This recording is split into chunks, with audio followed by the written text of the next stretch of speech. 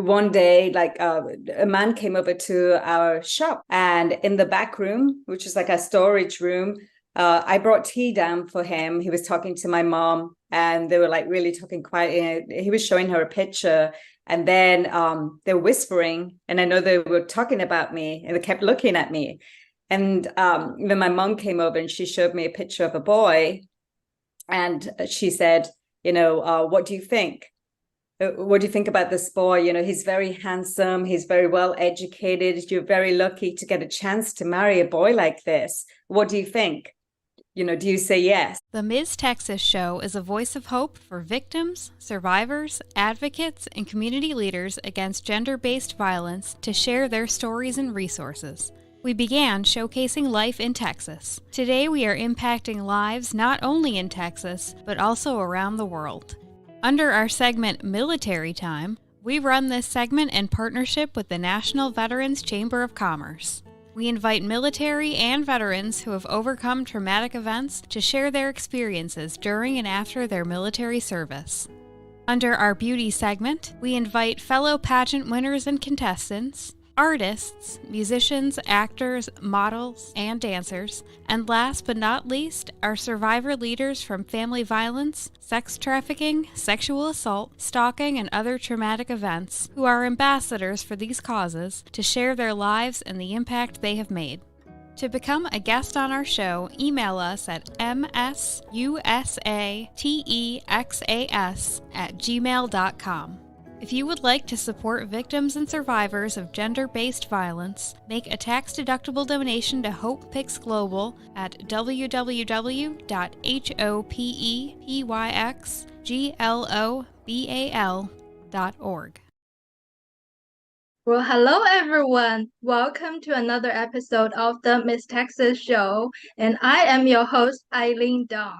Today we have a special guest, Davinder Kaur, and she's gonna share with us her book, Forced to Marry Him, and her stories and how she gets about to publish her book and all the good things. So welcome again, Davinder Kaur. Thank you so much for having me. It's a pleasure to be here. Well, Davinder, as we were chatting earlier in the chat room, I heard your accent, and my first reaction was like, "Are you from England?" But then I read about your name, and I'm like, okay. And then I read the book title. So tell us a little bit about you. Where is your family from? Where are you from? And your background. Sure. Okay, so I am Indian, but I was born and raised in England, so in Bradford, which is northern England in Yorkshire. And my parents moved from the Punjab in India, like when they were really young. They were about 9 or 10 years old. So they've lived in England most of their lives. But for myself personally, I was born there and raised there. And I moved to America when I was 22. Wow. So tell us where about in America are you living now? I live in San Diego, the That's best a place to beautiful be. place. I Yeah. know. I'm so jealous. I'm kind of biased because I used to live there. So I'm like, oh my God, I wish I were there. We could do this interview in the same room. This is like very different, right? I know I've been to the UK before. Is that what you guys say? Like it rains it rained twice this week, and the first time was like Monday through Wednesday, and the second time was Thursday through Friday. Is that the way how they describe the weather in England?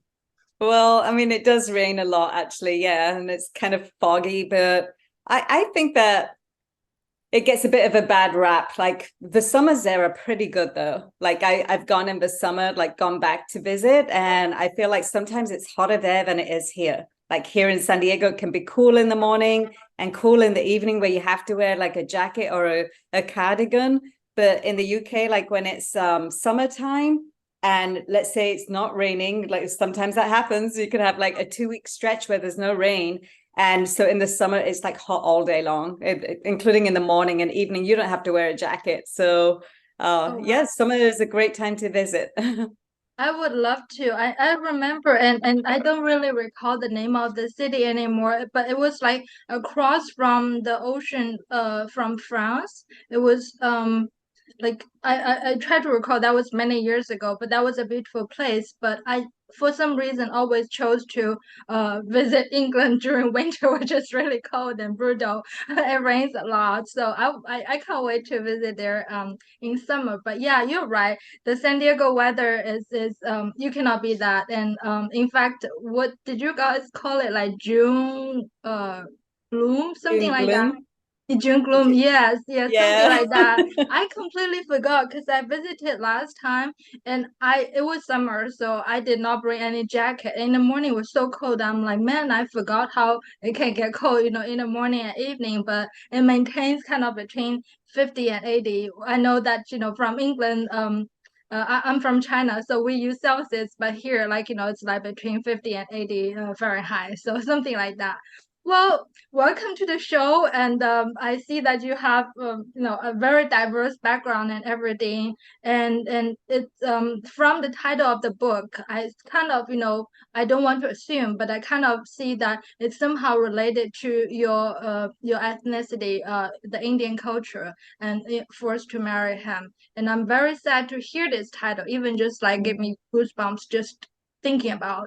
And so can you tell us a little bit about about the story itself, and yeah, whatever you're comfortable sharing with. Sure.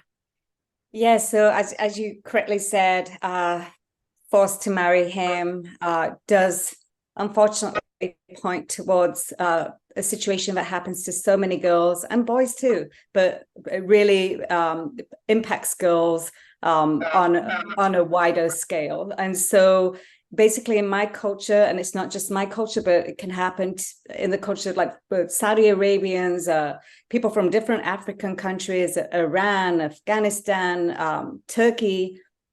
So in these cultures, very often parents want to get their children married, arranged marriages.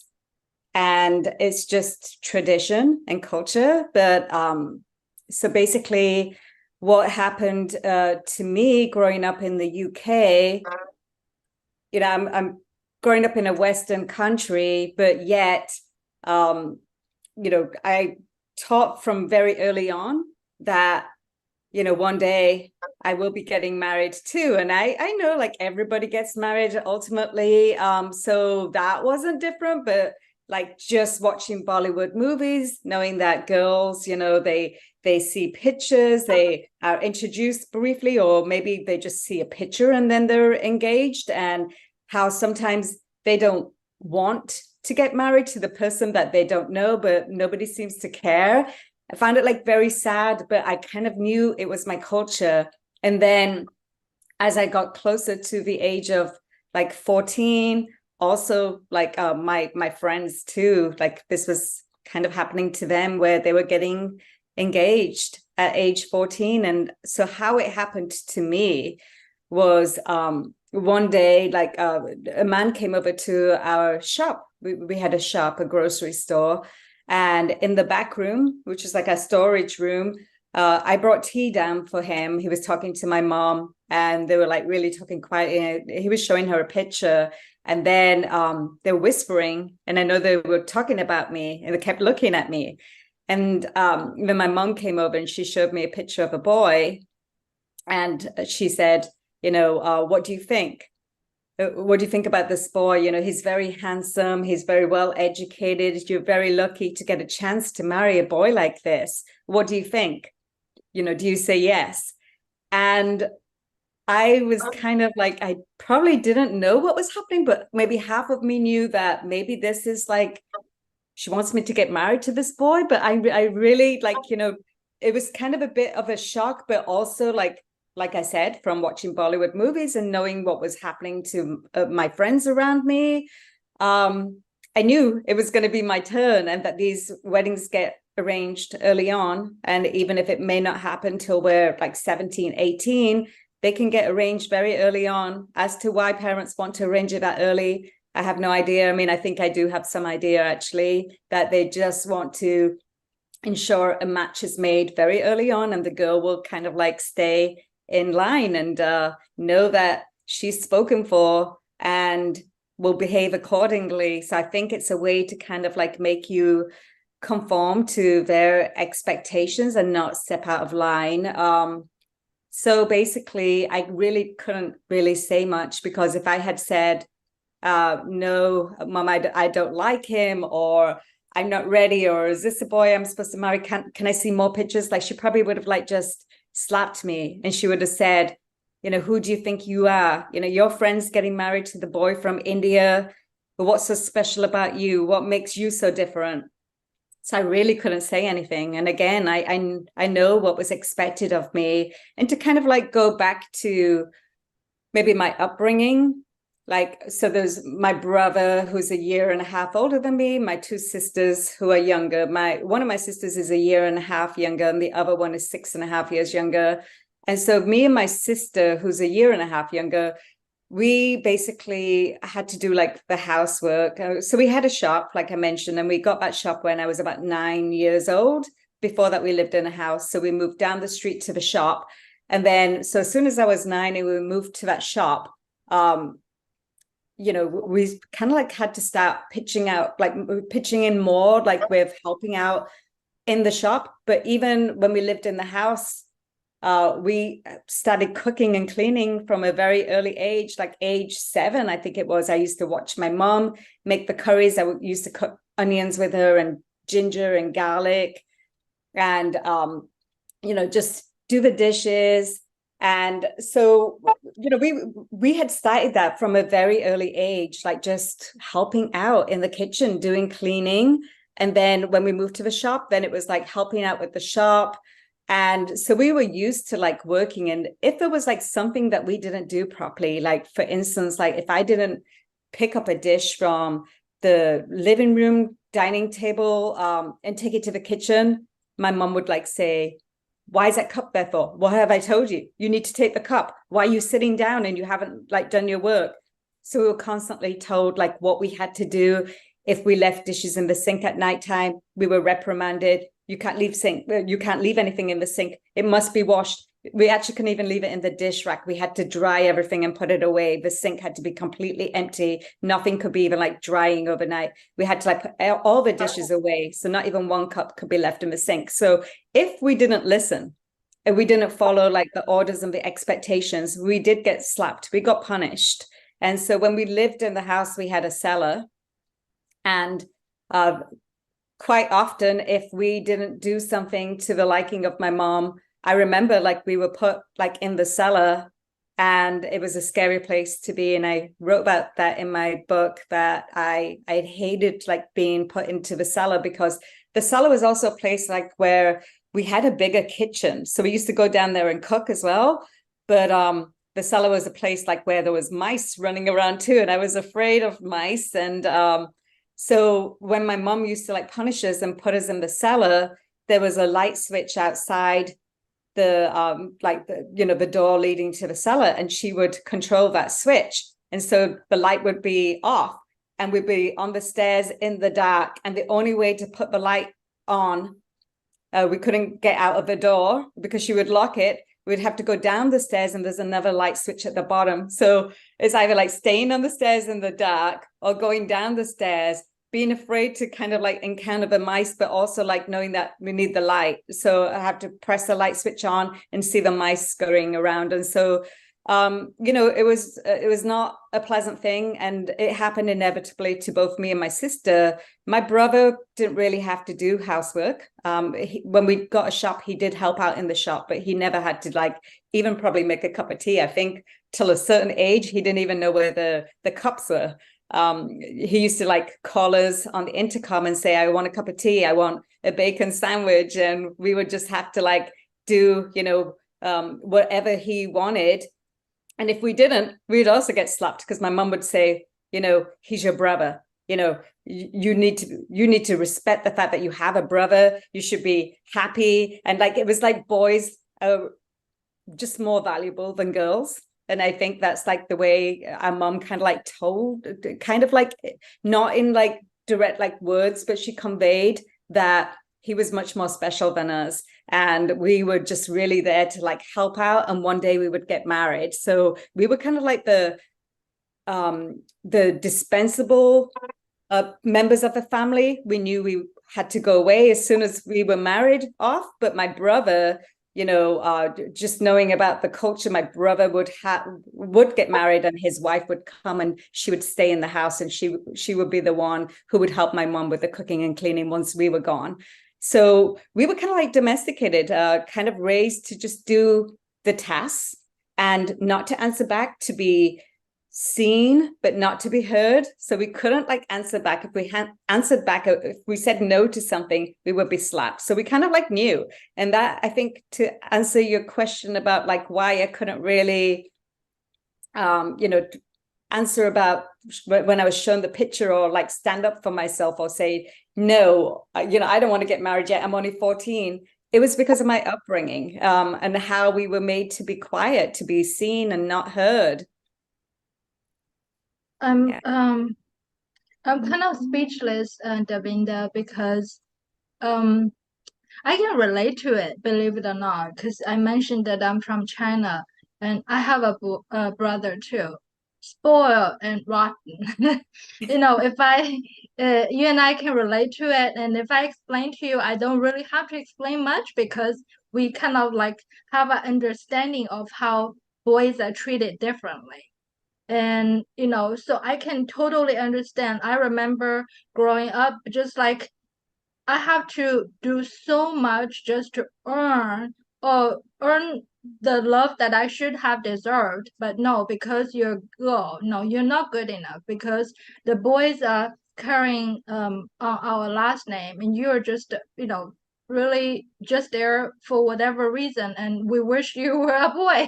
That kind of situation. So I'm very sorry that you have to go through that. And I work on in the space of on gender equality, and I understand, like you mentioned in the beginning, boys are forced to marriage as well. And it's just like I feel I can't even like, I don't even know where to begin. I'm speechless, like I said, because this is something emotional to me, something close to my heart. And I really commend your bravery to share that, to be so open to share to our audience, because our audience are comprised of people from all backgrounds, who may be survivors, who are passionate advocates. But in order for everyone, whether they're a survivor, to get out of the situation, they need to hear your story to help them get out of the situation. But in order for passionate advocates, social workers, law enforcement to really actively take some actions, they have to have a better understanding of what the situation, what the root cause really is, in order to do that. You mentioned about the first marriage part, that you were the arranged marriage. And correct me if I were wrong, India has the caste system. And so I recall it's like I've in the past I worked in the supply chain and with manufacturers in India. And so we worked with some other manufacturers. They are very wealthy, and I would assume they are kind of like on the the wealthy level. And it's my understanding. So for suppose if my family is wealthy, and the boy, it doesn't matter how smart they are, how educated they are, but he comes from a lower level caste. Is it correct that they supposedly in that system, in that culture, they are not supposed to get married? Is that correct to understand? That's correct, yes. So like within my culture, there is that expectation that the match obviously is going to be made between like very individuals who are very, very alike in every way. Not only do you have to be Indian, but like in my case, for instance, not only do you have to be Indian, but you have to be from the Punjab, then you have to be Sikh, you have to belong to the same caste as well. So it can't just be somebody, like you said, from a lower caste, or maybe even a higher caste, somebody from exact same background and caste as yourself. So the match is always like made, and in my case, there was a matchmaker that I spoke about, the man who came over and showed the picture. So they generally have contacts, whether it's India or somewhere else in the UK, but they know exactly like just from their relatives and different contacts that they have, like which individuals they just know like who they have to match somebody with. So for instance, like this man, the matchmaker for me, he had come to like our house several times, and so my mom was familiar with him, and I believe like he had made statements such as like, just because of the very fact that I was raised to be like domesticated and making like cups of tea and pleasing guests who came, my mom was like showing me off. Oh yeah, my daughter can make samosas. Yeah, my daughter can do this. And they clean, they cook, because that's how she raised us to be. So as soon as a guest would come, we couldn't like just sit there. We had to show that we were like subservient, that we were like very like hospitable. We were trained that way, because if we didn't, we would find out about that later on. Like, how dare you have just sat there when he was here? Don't you know by now you should put the tea on straight away? Don't you know by now you should ask him like what he wants to eat? So we would like train. So for instance, this man, this very same man that I was talking to you about, the matchmaker, so he had been round to our house like several times, probably over the past couple of years before I was 14. And so he was very familiar with my family, and probably so many times he came and I would make tea quickly for him and serve him snacks. So I heard him say to my mom, I'm going to get her married. It's like they knew I was a good catch because I was, an obedient girl. I was brought up well. I knew how to make tea. I knew how to be hospitable. And so, yeah, he had his eye on me that he was going to find me someone. So he was probably looking, in the Punjab. And again, amongst the people that would match my background and my caste. And so that's basically how it happened. I got my arranged marriage to a boy from India, from a certain village where they knew that, yeah, he was the same background and caste as me. You mentioned the word obedience several times, and the title of the book is Forced. So, like in your opinion, now that you have written the book and come out and speak about the story of yourself and represent many others, do you think that is a root cause of the problem that girls in our culture are taught to be obedient, are forced to do certain things that we're not willing to, and the consequences, like you said, being reprimanded, and have to learn the lesson. If you don't do what I'm asked you to do, this is what's gonna happen. And what have you thought about from this aspect, and what would you tell our audience, like if they are, let's say, social workers who are helping people from this background? For instance, I worked with a case that's domestic violence case, actually, that was from Southeast Asia as well. The wife came out and reported the case, and then later on she came withdraw. And you and I both very well know, I mean, we can assume what happened, but obviously she's not going to reveal that because she received the pressure from maybe both parties, from her family and her husband's both. So what would you tell the people who want to help? What will they do? What should they do?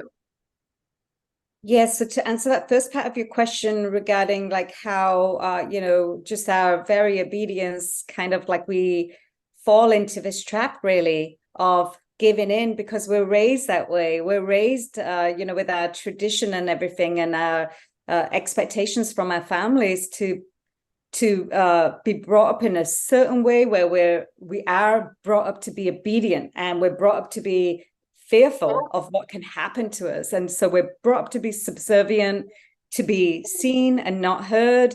They don't want to really hear us. They just want to see us and doing our work, and not really supposed to answer back. You're not supposed to have much of a voice. You're not really important to be listened to. What is important is that you do the work that you're supposed to do. And this work is the training that you need. So one day when you're 18, you will marry someone and you will be well trained by then to do everything for him: the cooking, the cleaning, maybe sewing clothes, and anything else that he wants. So this is like very wrong. I mean, I didn't know this before, but we're basically being trained and domesticated from an early age, all just so one day we can make a husband happy. And that's so very sad. So yes, it's a conditioning, basically. We are conditioned to be subservient, to be quiet, so that we know our place and we will give in to the cultural expectations. And if we speak up, we'll be punished. So we learn that we can't speak up because we know what's going to happen. So we basically just kind of conform to our family expectations. They silence us. They tell us, you can't speak about this to anybody outside. And we listen because, again, you trust your parents, that they have your best interests at heart, and you kind of go along with that. So when they say, don't speak about this outside of the house, nobody needs to know that you're getting married. Like even though it was happening to all my friends who are 14 too, and in Bradford, Northern England, there were so many Punjabi girls who went to my school, and they had similar backgrounds, very similar parents, who all moved to England around about the same time that my family moved as well. So their parents also grew up in England, and yet they're all carrying on the expectations and traditions from the past. Their minds are frozen in the past. And but we were all like told by our parents, again, very similar upbringing, that you don't need to talk about what's going on to anybody else outside. This is like personal matters, family matters. And even my friends didn't really speak about it. We just very briefly might have said, yeah, I'm engaged. And the other one would say, yeah, I'm engaged too. Or mine's probably going to happen, but I'm not yet. Very briefly, but we didn't like really discuss any details of like how we felt, because we were told by our parents, don't speak about it. And so we didn't. We talked about other things. We didn't talk about like things like that maybe we don't want to like get married to him. We should be able to like fall in love. We didn't talk about things like that because, again, we were conditioned to behave in certain ways. And it's so sad when I think back about this, we didn't really talk about this. We only like basically said, yeah, I'm engaged, and not that anything else. So, but to also answer your question about social workers and how, they could be informed to best help people who may be going through this, because there's so many girls who, like myself, like when I was 14, 15, if I could tell a social worker now, is like, I would like to educate them. I would like to tell them, girls from backgrounds similar to mine, this is what happens. It's not a thing of the past. It's still going on today. And families still have these expectations. They don't want their girls to fall in love and to marry whoever. They want to control that their daughters marry somebody from the same caste, from the same religion, from the same country, so many different variables, and they want to make sure it's all perfect. So they won't let their daughters fall in love and marry whoever. It has to be like perfect. It has to be exactly what they want. And so this is going on even today. You need to be aware when you go to a home or when you're calling on the phone and there's a young girl and you think something is wrong, maybe listen to your instincts. Maybe if there's a way that you can kind of question the girl, like separately, like maybe ask her, is anyone forcing you to get married? Is anybody arranging your marriage? And how do you feel about this? Like if there was anybody who could like maybe talk to that girl who might be going through it, maybe she could be helped. Because if no one seems to care, if nobody's even going to reach out to that girl, the girl's just going to think, this is normal. This is what my family wants. My family has my best interests. And the girl is not going to question her family. And I think if like somebody like a teacher, a counselor, a social worker can reach out and help, that is like, it's critical. It's vital, because I didn't have that. My teachers knew arranged marriages were happening in England, but none of them bothered to like ask us how we felt. I think even if one had shown the care and consideration that we deserved at that age, maybe this could have been prevented. Like if they had said to us, nobody can force you to get married against your will. I think at that time, though, it's sad, but I think like they probably thought they would be labeled as racist, because they knew it was our culture to have arranged marriages. And if they interfered, that they could be labeled as racist. So I think the reason why law enforcement in the UK and why social workers and maybe teachers and nobody really interfered is they didn't want to be labeled as racist. And that's so very sad. So we have to change that whole narrative. Forget about whether you're going to be labeled a racist. Start thinking, with your heart and about the welfare of young children. You can stand up to somebody who maybe accuses you of being a racist, stand up to that. But what about the child who can't stand up to anybody? So I have a feeling like they need to kind of like really be educated about this. So yes, maybe in the past they were fearful of being labeled as racist, but I think we've kind of like evolved. The time has gone on, and I think now we're at the time like where there has to be this education. There has to be outreach. Teachers need to know this is going on. Teachers need to be educating, maybe having classes at school, or short talks, and saying that, if just maybe something briefly, just reaching out to all their students and saying that, if anyone is trying to plan your marriage and you don't want to get married, just know that you have rights. You don't have to get married to somebody you don't know. You have the right to say no to your parents, because nobody should be planning that. You should get married when you want, with who you want, and if you even want to get married. And if your parents are trying to arrange this and you're not happy. Well, thank you, Davinder. This is so helpful that you are sharing a lot of the insight, because this is exactly what you need. You talked about the care, and that's really the heart of it. The care of our young children. Their brains are not fully developed yet. They don't really know like what is right, what is wrong. All they can go by is what their parents told them. But unfortunately, in this situation, their parents are the ones who are the perpetrators, and I'm sorry to call them that, but they are.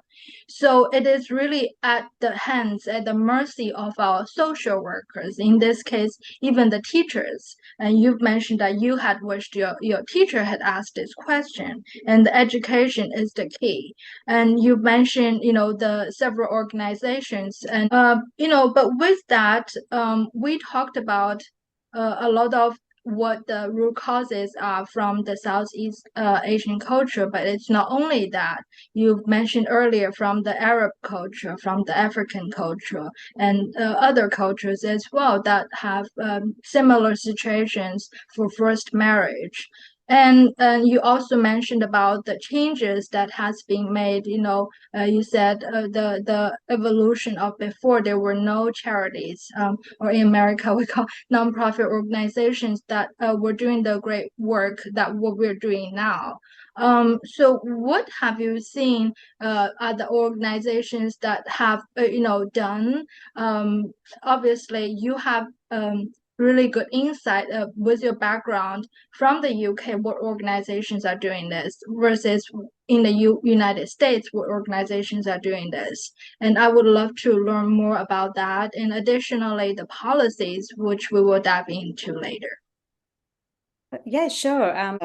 Carmen Havana in the UK, that's one of the big ones. They have a hotline now where anybody who is afraid and knows that they're being forced into marriage, into an arranged marriage that they don't want, they can call the hotline and they can, seek assistance. And the hotline can very often give them guidance, maybe provide a shelter for them where they can stay. And I actually met the founder of Carmen Havana in person when she came here to San Diego years ago. And she's like one of my heroes, because this also happened to her.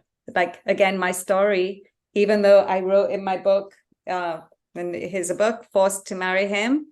So even though I wrote this book and it's my story, it's also the story of thousands of girls around the world. They have a similar story to my story. So this, again, is my story, but it's something that so many girls, unfortunately, can identify as being their story. So Jasvinder Sangera, the founder of Carmen Havana, she had a similar upbringing, and so did her sisters. and they were all forced into marriage, and Jasvinder managed to escape, and but one of her sisters unfortunately committed suicide because she reached out to her parents and wanted to leave her abusive husband who was beating her up. There's domestic violence, but the parents just seem to think that, he's your husband, you must stay with him, you must work at it.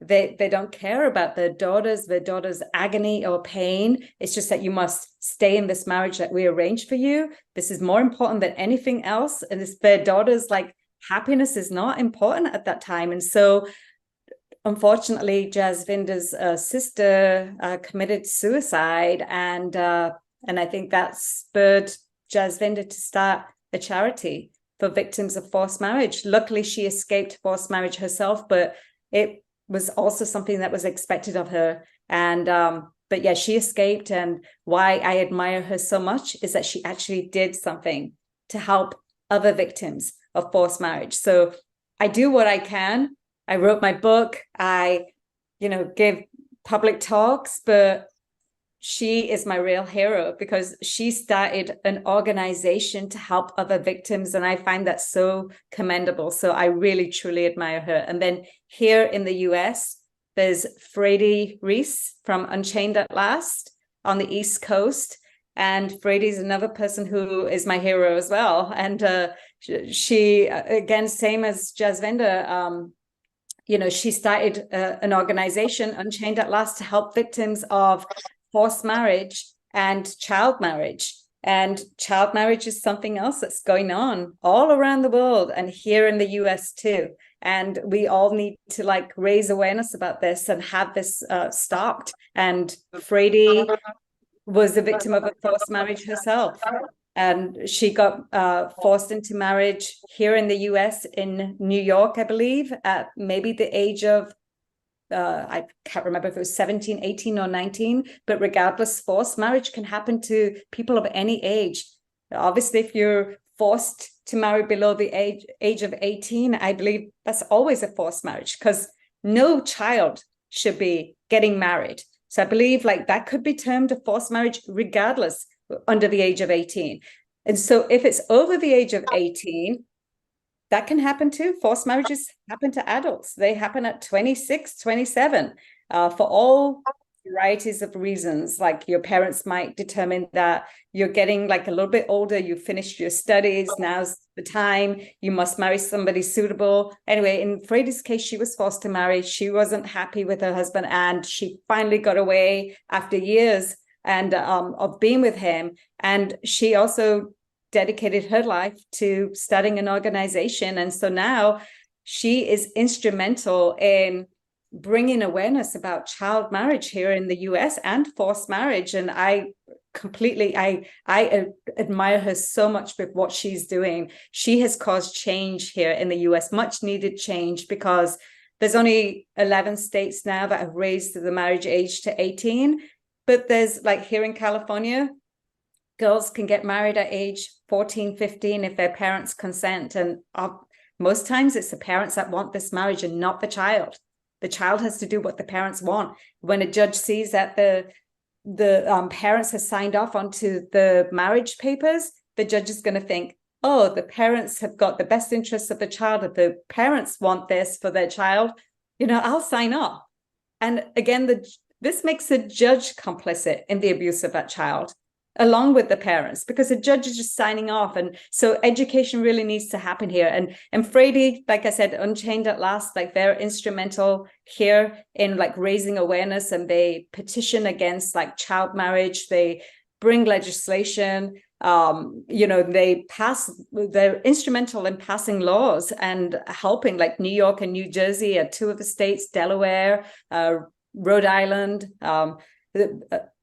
there's other ones too. There's, like I said, there's 11 that have raised the marriage age to 18, but California has to be one of them, and all the other states.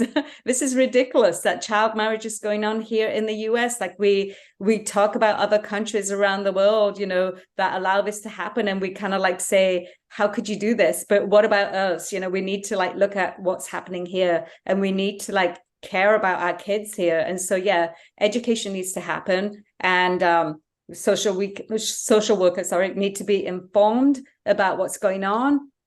Law enforcement needs to know what's going on, and teachers need to have those conversations at schools. Like I mentioned before, they need to tell the children that, if this is happening to you, you don't need to take this. This is a number you can reach out to. And so it should be teachers helping. It should be social workers who are informed about this, and law enforcement too, so that they don't put children who are running away back into harm's way, sending them back to their very own parents and putting them at risk. Well, it's so well said. Although it is sad that this is still happening, I am seeing the hope. Like you said, it's so commendable of the organizations, of the leaders that are taking matters in their own hands, that are taking actions about protecting our children, our innocent children. For me, I'm like, children at that age, they're supposed to be going to school, having this most innocent part of their life, and that is being stripped away. They're being exploited, and not by a stranger, not by I don't want to call them like a criminal, but they're by their own parents, who in my mind are criminals in this situation, to exploit against their own free will, to do the exact thing that you would not want to do it to yourself. That's really the short version. But you brought upon so many important information. So if you could educate our audience, because I love that our audience, our communities are getting more and more aware of human trafficking now, and they know a little bit about sex trafficking, and they're beginning to know about labor trafficking. And again, all the nonprofit organizations are doing great work, don't take me wrong, for combating child sex trafficking, due to the fact of the grant funds and what the categories that are supporting. But I see a positive switch towards focusing on labor trafficking. But where are the work that's being done for combating forced marriage, child marriage? And I see it's being done. Don't take me wrong, like I said, and like you mentioned, and I'm aware about the states that has raised the age. But on the other hand, there are so many other things that I want to dive into, but can you educate our audience about the relationship between forced marriage, child marriage, and human trafficking? Because a lot of people don't know that it's human trafficking.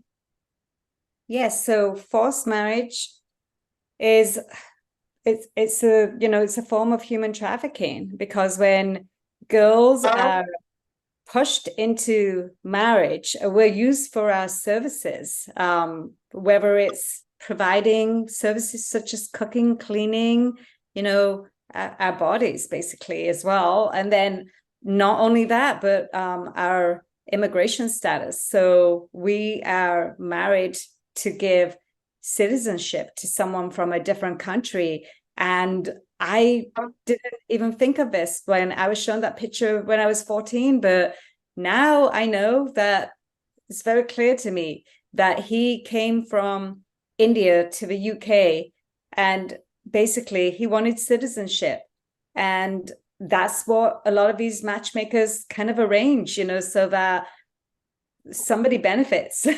And I find it so wrong. So yeah, it's a form of human trafficking, and it needs to stop, because no girl should be pushed into a marriage that she's not ready for. Nobody at age 14 knows what is right for them at that point of time. They feel that their parents have their best interests at heart, but if you trust your parents and your parents are going along with this very thing, it's just such a huge injustice that forced marriage is happening and that we're being used for our services. And this needs to stop, because that's the most saddest thing, that we're used for our citizenship and for our services. So, and human trafficking, it just needs to stop. It's so very, very wrong. And yeah, we have to end it.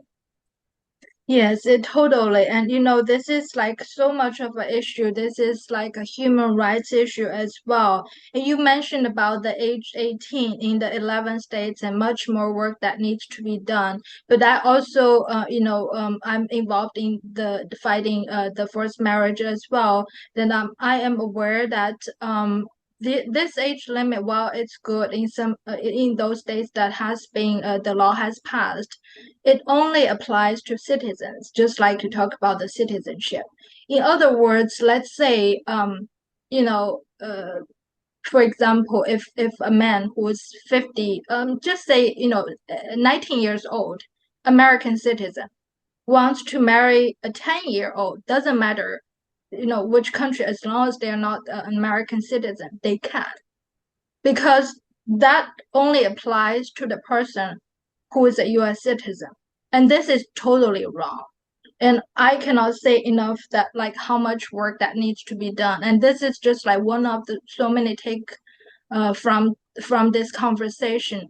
If you are talking to the policymakers, because our audience is very diverse. There can be policymakers and judges who can be influential to the policies and activists who can be pushing on that.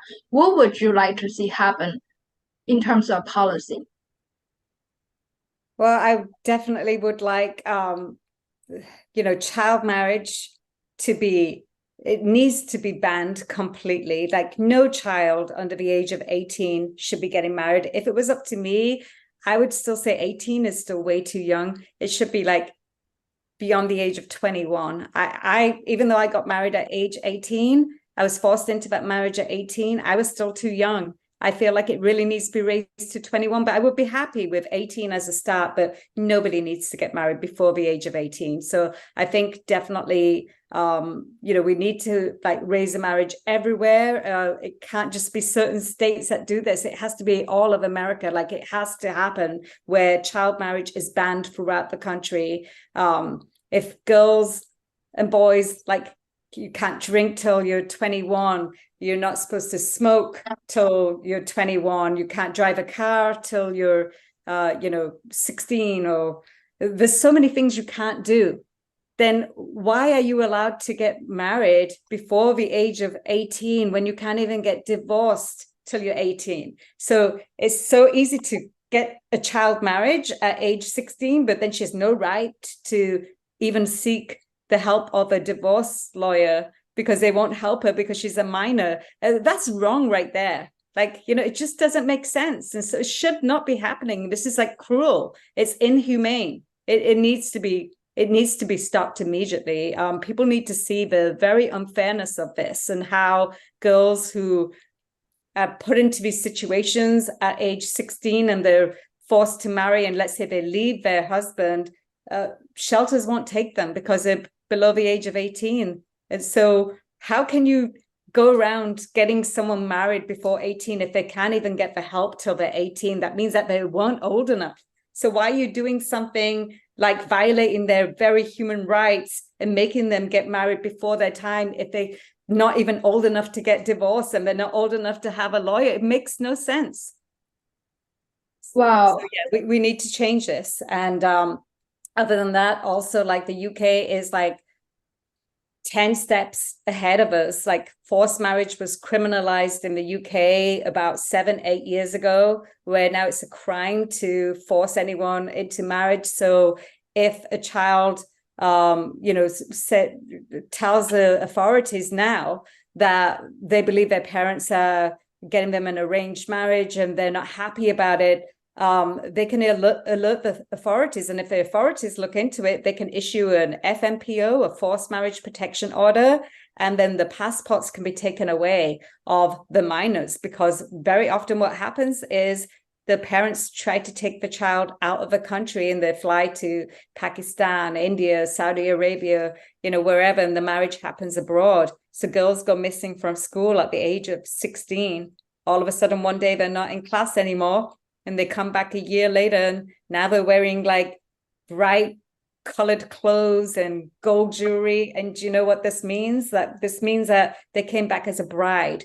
a 17-year-old bride or 16-year-old bride. This is completely wrong. Now, why are the schools not worried about these girls who are going missing? And when they see them come back and that they're married, they missed a whole year of school. This is very, very wrong. So schools do need to get more involved in this situation. When girls go missing, that's a huge red flag. And they need to be, kind of like, this all has to stop. They need to be looking out for these girls. So number one, they're not even allowed to go out of the country. So this is why I'm really happy now that the UK is taking those steps for the forced marriage protection order, so passports can be taken away. And then plus they've gone even further. They've trained law enforcement, again through Kama Nirvana, who has reached out to law enforcement and done like training classes, which I feel like needs to happen here. They've trained law enforcement, and even at airports, they know that if a girl, like, they've done like commercials that have aired on TV where if you feel like you're going to be taken out of a country and you're going to be married abroad, like maybe put a spoon or something into your underwear, and then the metal detectors will go off at the airport, and then the authorities at the airport know that, okay, this happened. Okay, so we know, because they already know, they've been trained and they've seen these commercials, that they will take the child to one side without the parents. Because again, if the parents are with them and the child is being questioned, the child is going to be very afraid of like saying something in front of their parents. They're not going to be feeling free enough to speak. So it has to happen separate room or completely away from the parents, where they need to interview that child and say what's going on, and the child should be free enough to say, I don't want to be taken abroad, I'm going to get married. And then those authorities can keep the child and say, you are not to take the child away. And there needs to be intervention that this happens. And so this is like what has happened in the UK, and I feel like there just needs to be more training here, training with law enforcement. They need to be trained by organizations, maybe such as Unchained at Last, or anybody else who's willing to do this. And so even when I can, I do talks at my work as well, and I try to inform as best as I can that these things are happening so that they know.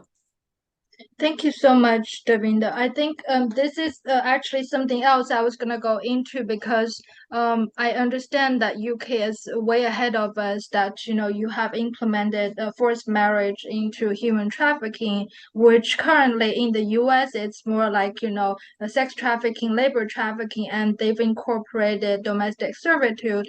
But still, forced marriage is there's a long way to go. Let's put it that way. And I think the training is so much needed and everything. Now, I understand that we started with sharing with your story a little bit of the tips about how you were introduced to the boy's family, but we never really got that opportunity because you had so much insight to share, and with your story, the background and everything. And with that, we would love to bring you back for another interview to share your story, to share what really happened, what did you do and everything. I believe our audience would love to hear your story, and well, it's very sad it happened to you, but what you have done today to speak out, to provide the training, to bring the light to so many other women and child bride that are forced to do something against their will. With that being said, before we let you go for this session, is there anything you would like to say to our audience as takeaway or call to action? I would just like to say that just be aware of what's happening around you. Every community, in every single community, I believe, we need to know who is living around us, and that this can be very well happening in our own communities. It doesn't just happen in India and Pakistan and Saudi Arabia and Turkey, Afghanistan. It happens. If it happened to me in the UK, the US is not immune to this. It happens here in the US, and it doesn't just happen in New York and DC. It's happening here in San Diego. It happens in every single community. So I feel like we all just need to know, like, be aware of, like, don't, it's not that we have to be suspicious, but just kind of be aware of, like, people who live in your community, what's going on, and maybe you could be the one to help if you are, if some awareness has been brought to you and that this could be happening. Try and do your best to be a good neighbor. Maybe you could have a conversation, just a very innocent conversation with someone and say, are you okay? Is there anything that, is bothering you? And, if you hear something, you see something, you hear something, say something. It's so well said. See something, hear something, and say something. And that's our takeaway. Thank you so much, Davinder, for sharing this story. Like I said, it's heartbreaking to hear that it has happened to you, but it's so powerful that you're sharing now to really, bring this story to action. And I can't wait to interview you again to listen to your whole story. You're watching the MsTexasShow, and our special guest today is Davinder Kaur, and we will see you at our next episode. Thank you so much.